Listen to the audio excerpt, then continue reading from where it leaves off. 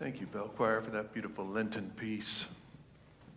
So I'm just going to lead us through a little look at the scripture that Karen read from Luke today. So, Brian, if you could put that up there so that we could see it. Jesus is on his way to Galilee, he's in Galilee, he's on his way to Jerusalem for the last time. Okay, and the Pharisees say to him, "Get away from here because Herod is after you." What do we know about Herod? Anybody? Who is Herod? He's the governor. He's the tetrarch, as they called him, the governor of Galilee, where Jesus did most of his ministry and where he was from. And he represented the king. He represented Caesar. And he can be a real threat, can't he? So the Pharisees are, when they say to Jesus, he's going to kill you, Herod can mean business. How do we know that? Who did he kill? Killed John the Baptist, right? So Jesus knows that Herod is a threat. Now Luke, in his gospel, really takes a special interest in Herod. We don't know why. But in the trial of Jesus, number one, there is this scene that we don't see in any other of the Gospels. Number two, in the trial of Jesus, Luke is the only one that mentions the participation of Herod. Herod, according to Luke, is in Jerusalem at the time. It is the Passover on that week that Jesus is killed. And so Jesus is in Jerusalem at the time. Pilate, when questioning Jesus, says, "Oh, well, Jesus is a Galilean. Send him to Herod," because Herod's in charge there. So Pilate sends him to Herod. So he's before Herod in the last week of his life and is being questioned by Herod. Jesus doesn't say a word, which is a demonstration of contempt. He won't even bother to answer Herod.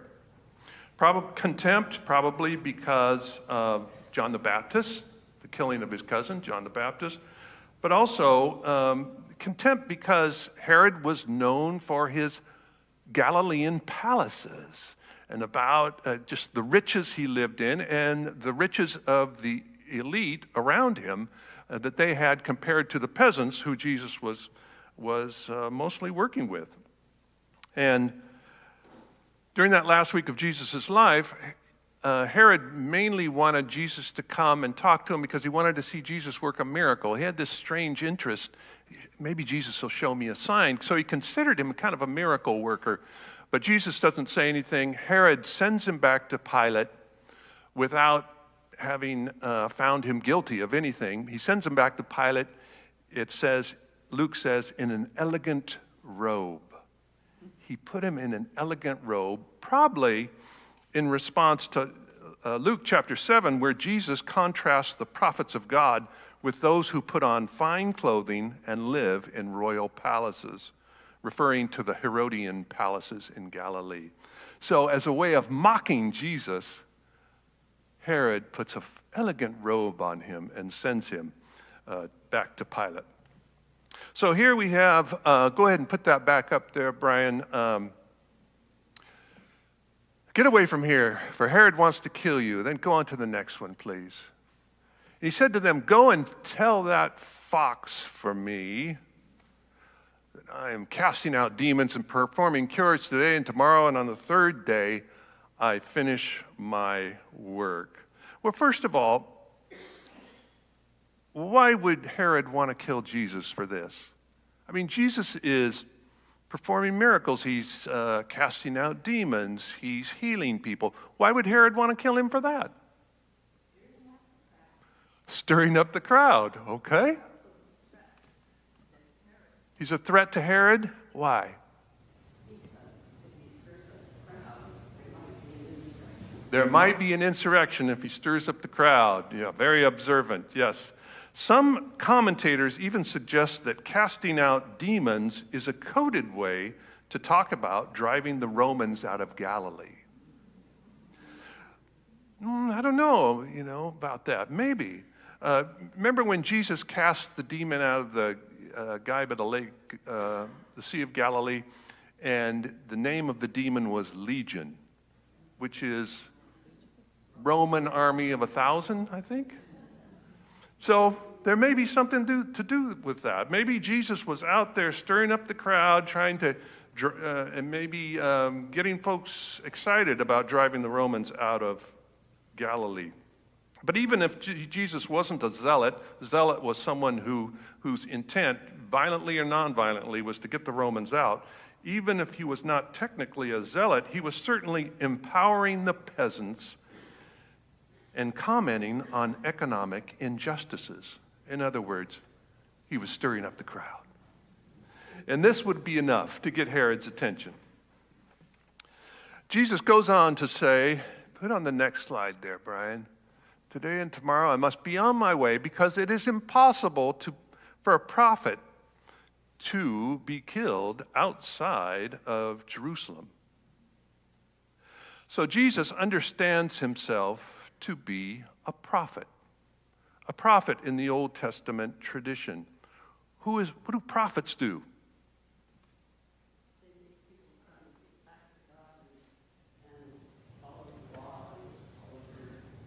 They make people come back to God, okay? Any other thoughts? They told the truth to power, which makes sense you'd get killed in Jerusalem because that's where the center of the system of power was, right? Okay, they spoke truth to power. Prophet, someone who speaks on behalf of God, usually about injustice and ethics. The prophet was someone who was entrusted with the vision for shalom, which is this all-encompassing well-being that includes justice and peace. So, Jesus here sees himself as a prophet in that tradition. In the book discussion that's been happening, and will conclude today, led by Stephanie Milton, the book is The Color of Compromise. And one of the interesting parts of that book was in one chapter, it said that Southern preachers leading up to the Civil War were articulating a doctrine called the spirituality of the church, which says that the church's one constitution is the Bible, and that the church has no jurisdiction over social or political matters. And therefore, slavery was not something that the church should be addressing, whether it's right or wrong, right? This gets recirculated all the time, this notion that churches just should be about individual spiritual nourishment and should leave everything that's happening outside the walls of the church alone, right? We hear this, compare with the Reverend Jerry Falwell, who in the mid-60s was preaching that ministers were about saving souls, not saving society. This in response probably to Martin Luther King Jr., who was a minister, who was out there doing more than just saving souls, and other ministers who were these kind of more radical visions, had more radical visions. It is ironic, though, that Falwell in 1965 was saying this, and then 15 years later, his moral majority was helping to get Ronald Reagan elected in 1980. So it's convenient. You're silent on matters that you want to be silent on, but the gospel applies to matters that you think should be addressed. So this gets recycled, that we should only be about individual spiritual nourishment in the church. We remember clearly Jesus feeding the 5,000, and that's cool. Feeding people is what the church should do, right? We forget his pronouncing of curses on the rich while saying the poor are blessed, and all that implies for a society. Social activist Dorothy Day said, "When I give food to the poor, they call me a saint. When I ask why the poor have no food, they call me a communist."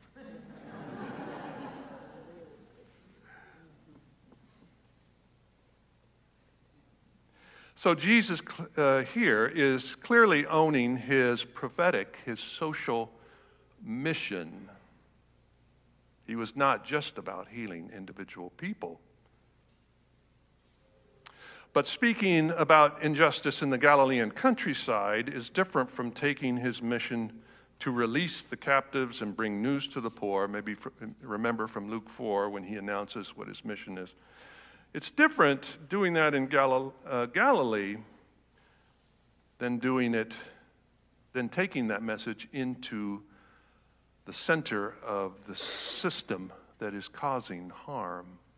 And the center of that system at that time was Jerusalem. When you do that, when you do it in Galilee, you get threats from Herod. But when you do it in Jerusalem, you are likely to suffer harm. So prophets are killed in Jerusalem, and here at Jesus' time, the temple state and the Roman government conspire to disempower the people, to keep the poor. So let's go on to the next part. And then Jesus offers this lament. It is a lament. It is a complaint, a prayer of complaint. Jerusalem, Jerusalem, the city that kills the prophets and stones those who are sent to it. Go ahead to the next one. How often I have desired to gather your children together as a hen gathers her brood under her wings, and you were not willing. So there's two animals depicted in this little story here. The first one is the fox, also translated the jackal. The fox or the jackal. The second one, that's Herod. The second one is Jesus, and he compares himself to I think we can all imagine what the characteristics of a fox are. They are a predator. They devour. What are the characteristics of a hen in relation to chicks? Protect, nurture, empower. But the hens and those chicks are vulnerable to who? To the fox. Any strength that does not emerge from vulnerability is simply bullying. Feelings of vulnerability are opportunities for courage. So Jesus says, I'm a hen. I'm vulnerable. But where does he go? Straight into Jerusalem. True strength. Because Jerusalem will not turn to the way of Jesus, the way of mutual care, empathy, love, but must always turn to bullying, Jesus says, then your house is left to you. The status quo will remain. The poor will remain poor. You are left with your pain until the time comes when you will say, blessed is the one who comes in the name of the Lord. This in contrast to Herod, the devourer, who comes in the name of Caesar. So there's all these contrasts, all these interesting contrasts. The fox, the hen, the one who comes in the name of Caesar, and bullies, the one who comes in the name of the Lord, and through vulnerability shows strength. May we as a church come to understand what it means to show up in our community as those who come in the name of the Lord. And what might that mean? What might that look like? Also from the book, The Color of Compromise, might help us understand what it means to come in the name of the Lord. Consider the actions of Bree Newsom, who in 2015, after the Charleston church shooting, climbed the flagpole at the South Carolina State House and cut down the Confederate flag. Holding it aloft, she declared, "You come against me with hatred and violence. I come against you in the name of God."